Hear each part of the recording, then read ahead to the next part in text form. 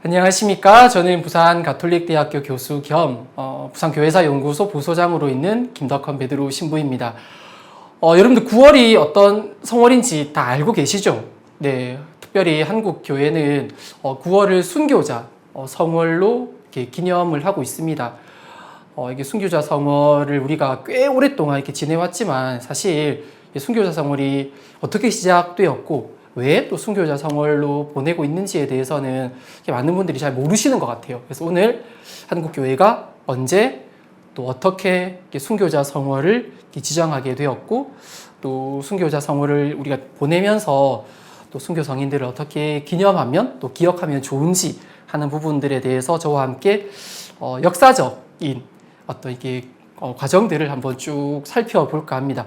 예, 우리나라에서 순교자 이렇게 성월이 시작이 되었던 그 계기는 이 화면 속에 이렇게 나오는 것처럼 1925년 7월 5일에 로마에서 기해병호박해 순교자들을 위한 79분의 시복식이라는 게 거행이 됩니다.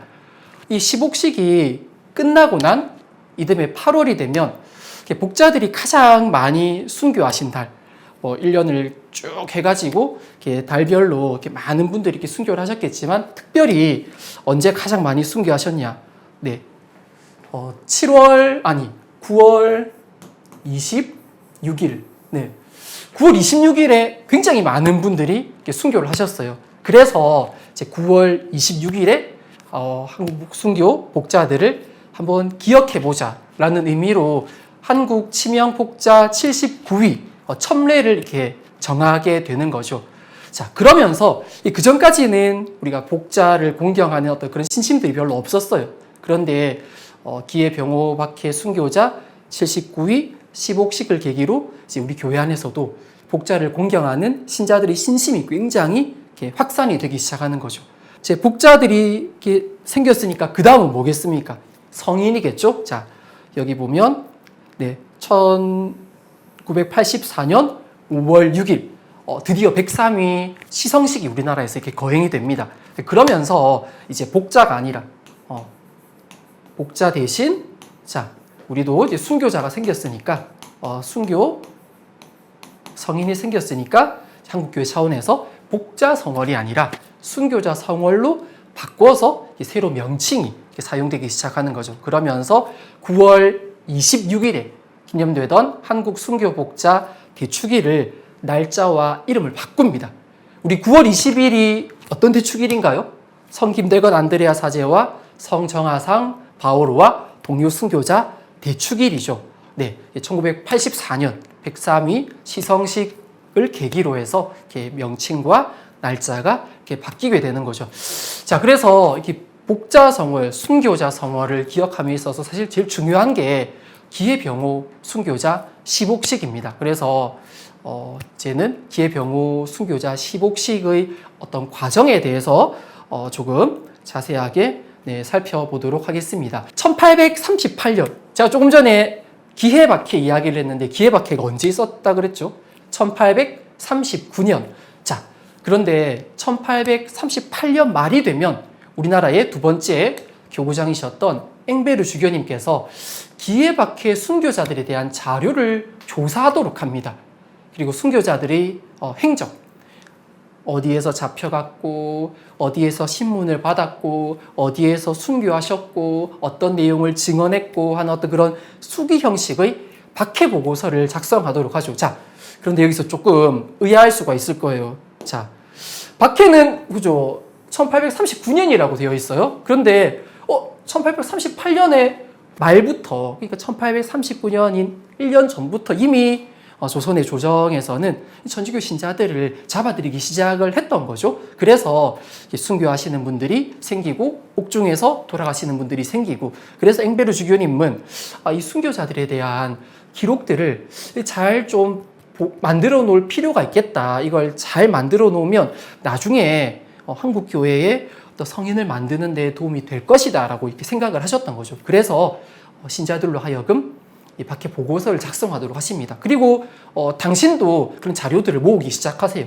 1838년 12월 31일부터 자신이 체포되기 전 8월 7일까지 내용을 당신도 이렇게 딱 기록을 하시고, 그리고 또 언젠가 당신도 잡히고 또 순교할 수 있다라는 생각을 하셨기 때문인지 정하상 바오로 또 현경영 베네딕타 이런 사람들에게 순교 사적 정리 임무를 이렇게 딱 맡기십니다.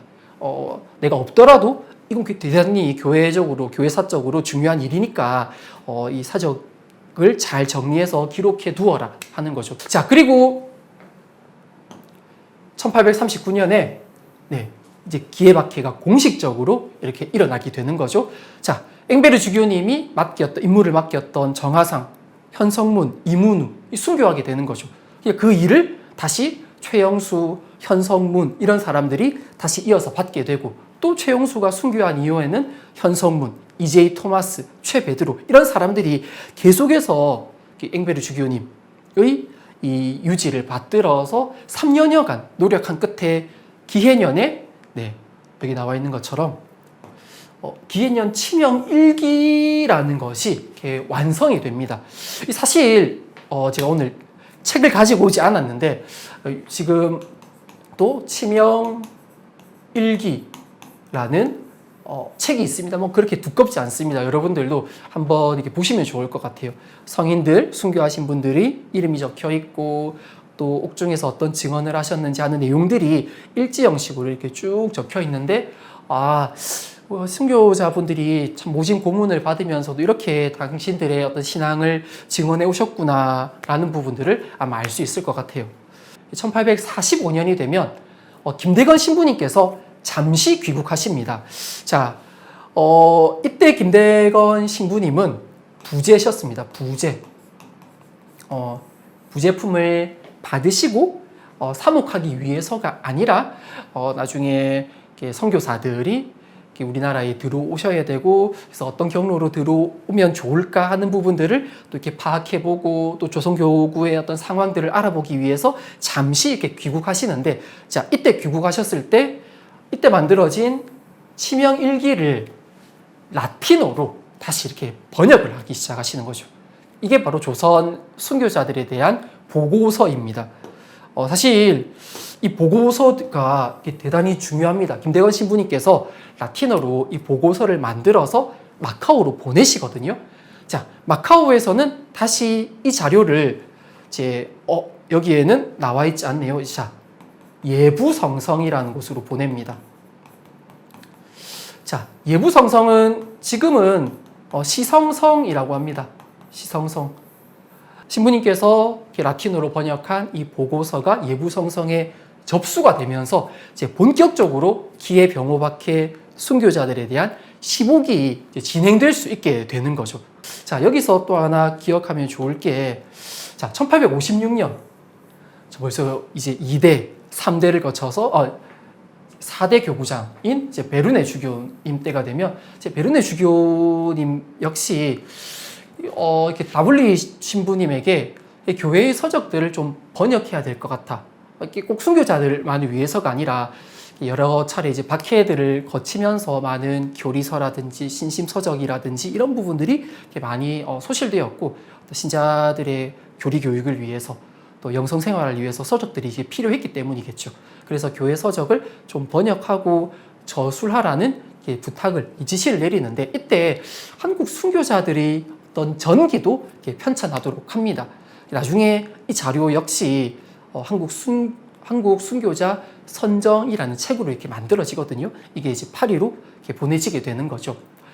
자, 1857년 한국 순교자들에 대한 조사 심리 법령 제정. 이 말이 좀 어렵습니다. 왜냐하면 교황청에서는 지역 교회에서 이분들을 복자로 만들어 주십시오 또는 성인으로 만들어 주십시오 한다고 모두 다 복자로 성인으로 이렇게 만들어 줄 수는 없거든요. 정말 복자라고 성인이라고 보편교회에서 이렇게 불리기에 합당한 분들인가, 이런 부분들을 조사를 쭉 해야 되거든요. 그래서 이게 좀 어려운 말들이 나오는데, 어쨌건 파리예방정교회를 통해서 예부성성으로 보내졌던 그런 자료들이 접수가 되면서 한국 순교자들에 대한 조사 심리 법령이라는 걸 만들게 되는 거죠. 자, 이때부터 한국교회가 제출한 순교자들이 이제 하느님의 종이라고 불리게 됩니다.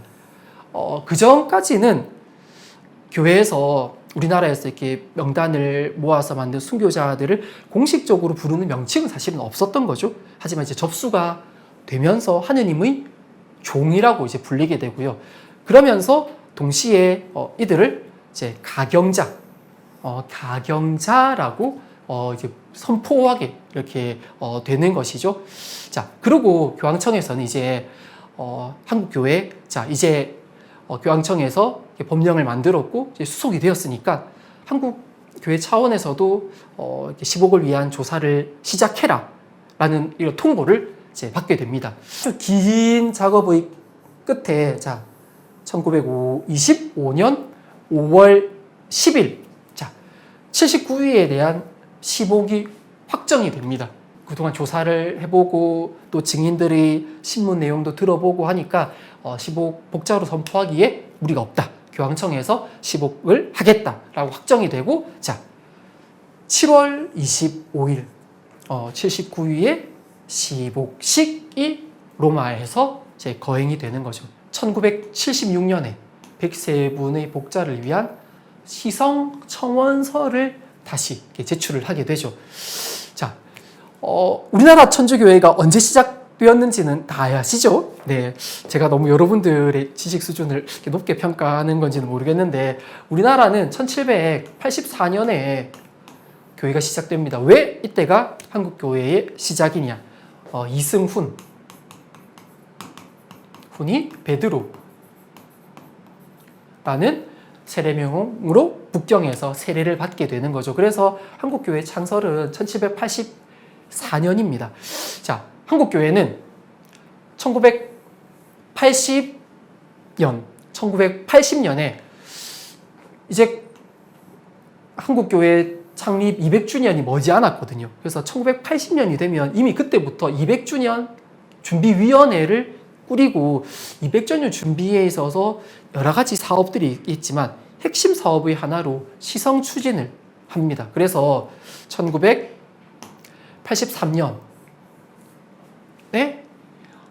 교황님, 그 당시에 요한 바오로 2세, 지금은 성인 품에 오르셨죠. 성인 교황 요한 바오로 2세 교황님으로부터 한국 복자 103위 시성에 대한 승인을 받게 되는 거죠. 그리고 이듬해 1984년 5월 6일에 요한 바오로 2세 교황님께서 우리나라에 오시고 여의도 광장에서 103위 복자 시성식이 거행이 되고 한국교회는 이제 103분의 성인을 이제 모시게 됩니다.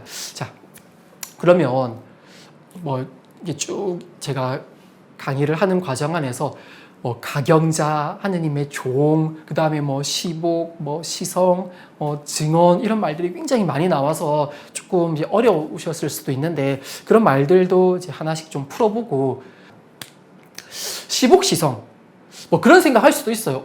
꼭 복자와 성인으로 만들어야 돼요. 그냥 훌륭한 삶을 살아가셨구나.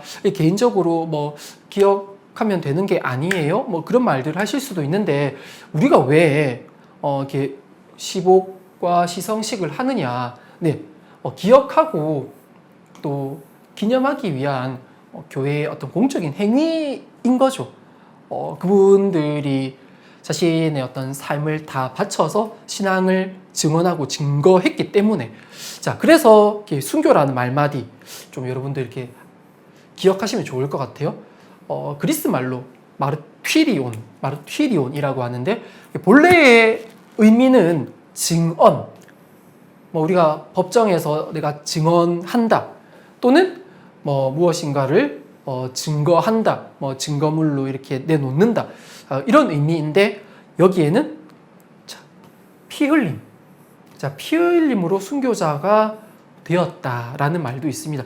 저는 이 증언이라는 말마디를 좀 여러분들이 이렇게 잘 좀 기억하시면 좋을 것 같아요. 이 순교라는 게 뭐냐? 내가 믿는 예수님을 위해서 내 생명을 바치는 행위.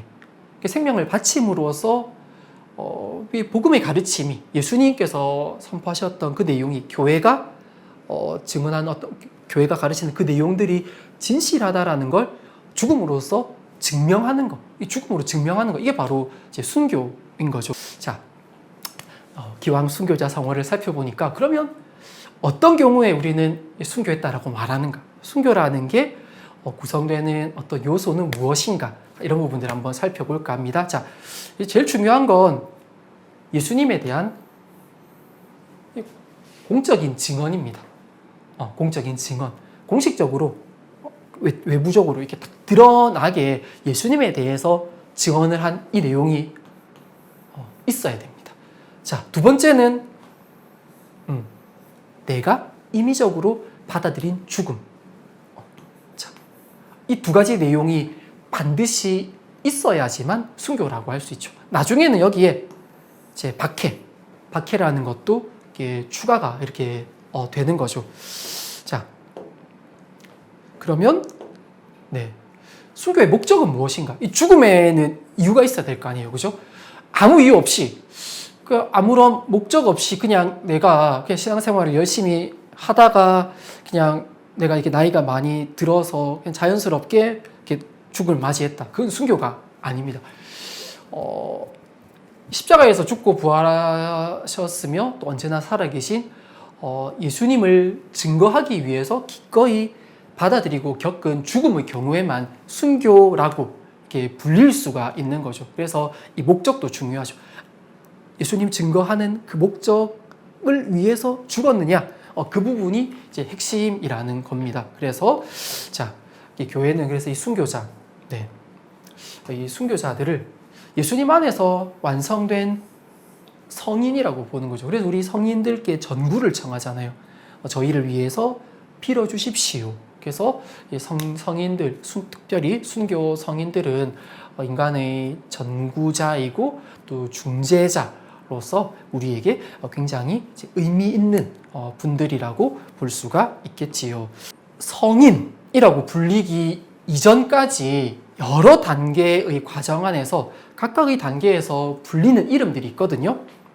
자, 그 중에 첫 번째가 하느님의 종이라고 불립니다. 하느님의 종.